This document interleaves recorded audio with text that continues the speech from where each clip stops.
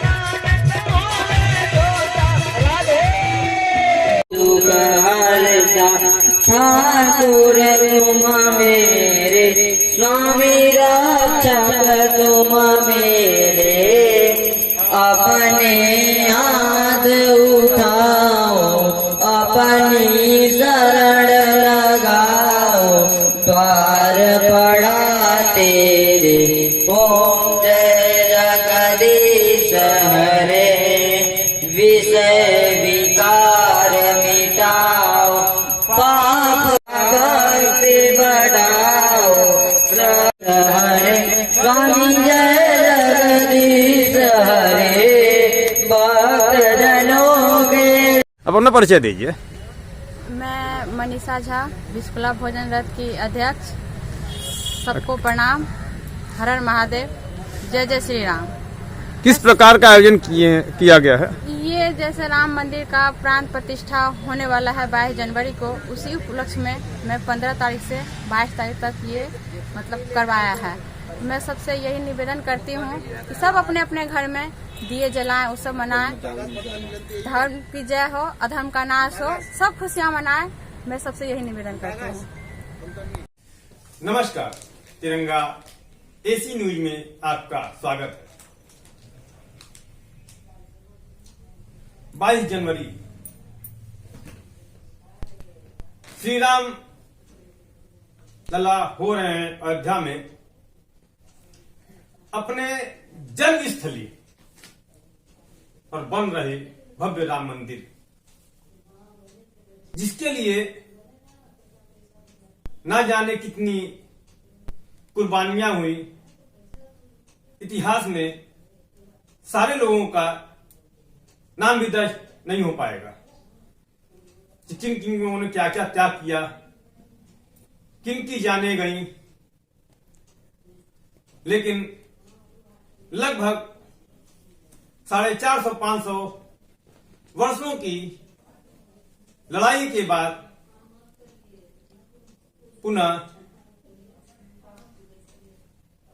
प्रभु श्री राम अपने जन्मस्थली पे भव्य राम मंदिर में विराजमान हो जा रहे हैं, जिसकी धूम पूरे भारतवर्ष ही नहीं अपितु पूरे विश्व में है और यह एक चर्चा का बिंदु भी है।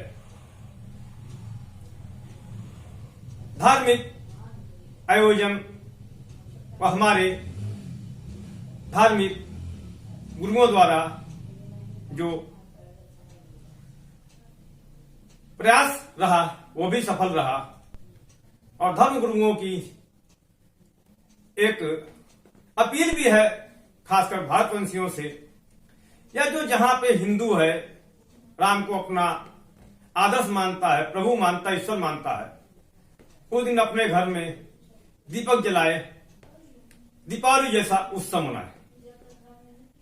इसी क्रम में 22 जनवरी के पूर्व ही वाराणसी जो एक धार्मिक नगरी है, आध्यात्मिक नगरी है, वहां विश्वकला भोजन रथ के तत्वावधान में अयोध्या में श्री राम मंदिर प्राण प्रतिष्ठा के अवसर पर श्रीमद् भागवत ज्ञान यज्ञ 15 जनवरी 2024 से 22 जनवरी 2024 तक का आयोजन किया है,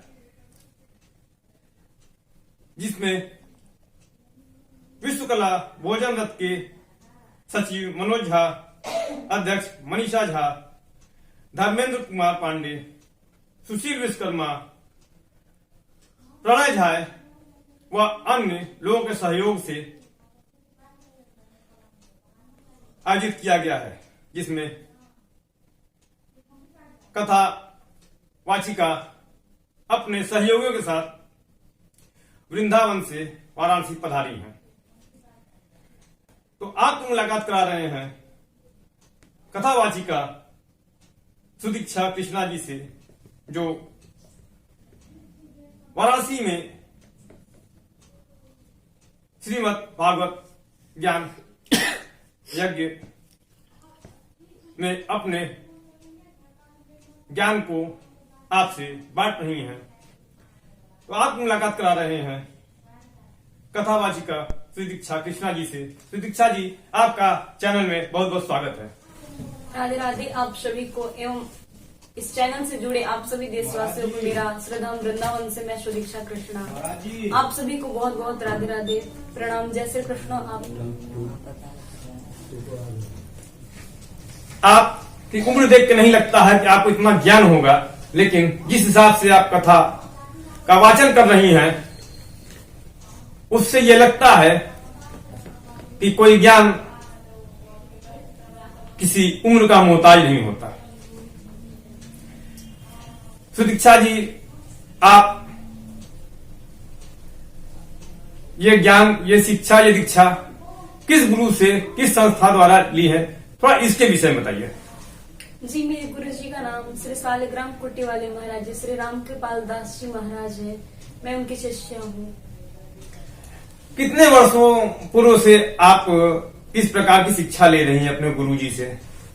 वैसे भागवत जी की पढ़ाई तो मैं आज से 2 वर्ष पूर्व गुरु जी से मैंने किया था, लेकिन इसके पूर्व मैंने संस्कृत एवं संस्कृत के श्लोकों को पाठ मैंने बचपन से ही किया है।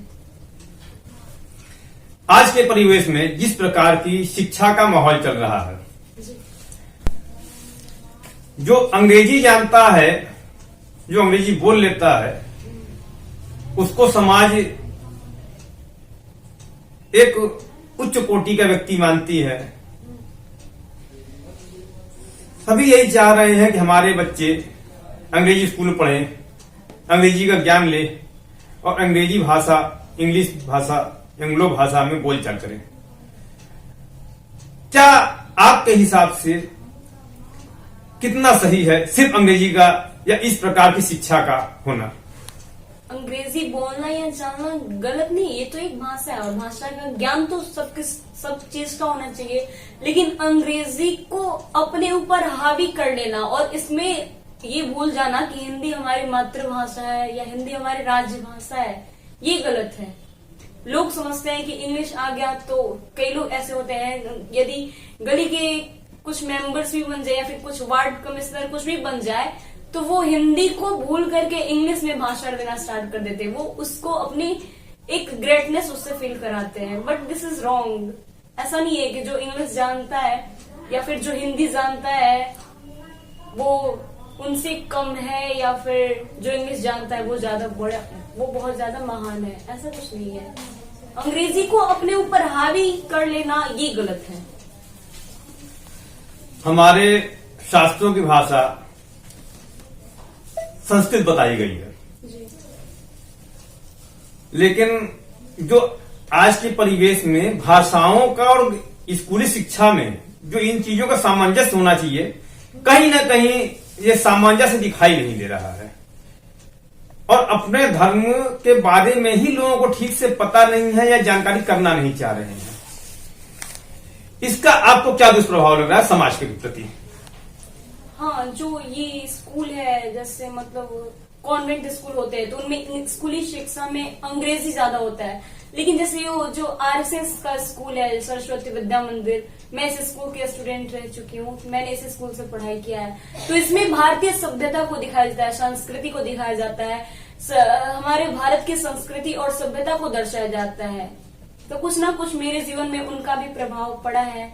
तो हम सभी देशवासियों को, मतलब ये गलत नहीं है कि हमने इंग्लिश जान लिया या फिर इंग्लिश बोलना, लेकिन हम इंग्लिश के साथ अपने राज्य को, अपनी भाषा को भी तो स्वीकार करें, अपने देश को भी तो स्वीकार करें।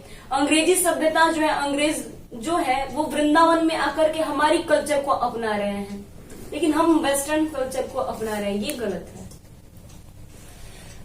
धर्म का ज्ञान होना कितना आवश्यक है जीवन में सफलता और आनंद के लिए? धर्म का ज्ञान तो होना ही चाहिए, क्योंकि बिना धर्म के मनुष्य रूपेण भूमि भार भूता, हम इस पृथ्वी पर एक पशु के समान हैं। कोई भी धर्म हो चाहे, लेकिन धर्म का ज्ञान तो होना ही चाहिए, क्योंकि धार्यते इति धर्म, जो सबको धारण करे वही धर्म है। जो समाज को धारण करे, जो परिवार को धारण करे, जो देश को धारण करे, एक लोगों में एक सामंजस्य और समन्वय की भावना को स्थापित करे, उसी को हम धर्म कहते हैं। अब आते हैं मूल विषय पे। आप कथावाचिका हैं।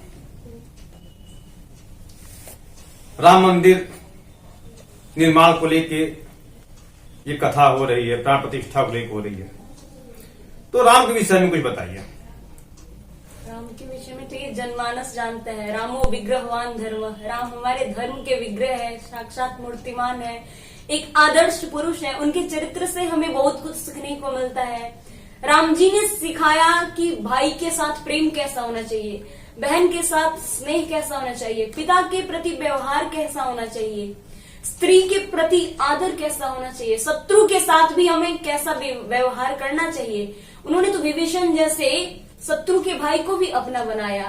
तो ये सब तो हमें भगवान राम के चरित्र से ही शिक्षा मिलती है ना। राम तो हमारे सदा ही आदर्श थे, आदर्श हैं और आदर्श ही रहेंगे। भागवत कथा का मूल सार क्या है? थोड़ा हमारे दर्शक जाने, इसलिए कि हम तो खुद पत्रकार, हमारी उम्र बहुत हो, जब से मैं कर रहा पत्रकारिता, लोग अपने धर्म को जानने की कोशिश ही नहीं कर रहे हैं। तो क्या सार है जो आपको लगता है, थोड़ा उसके विषय में बताइए। भागवत जी का मूल उद्देश्य है जन्म। भागवत जी जन्म और मृत्यु को मंगलमय बनाती है। ये मृत्यु महोत्सव है। हम जिंदगी में हर चीज की प्लानिंग करते हैं, घर बनाने की, बच्चों के विवाह शादी, मतलब जो कुछ भी करते हैं कुछ सोच करके प्लानिंग करके ही करते हैं। लेकिन हमने बस हम लोक व्यवहार सांसारिक धर्म को इतना महत्व दे रहे हैं आज के जनमानस कि हम ये कहीं ना कहीं एक चीज को भूल जाते हैं कि हमें इस शरीर के अलावा भी हमारा कुछ धर्म बनता है। इस शरीर के प्रति हमारा धर्म के प्रति भी कोई दायित्व, उत्तरदायित्व बनता है। ये हमें भागवत जी से सीखने को मिलता है।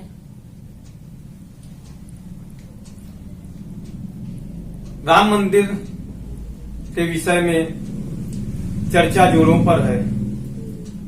कुछ महापुरुष ज्ञानी भी हैं, अपने अपने क्षेत्र के ज्ञानी हैं, इसमें भी राजनीतिकरण हो रहा है।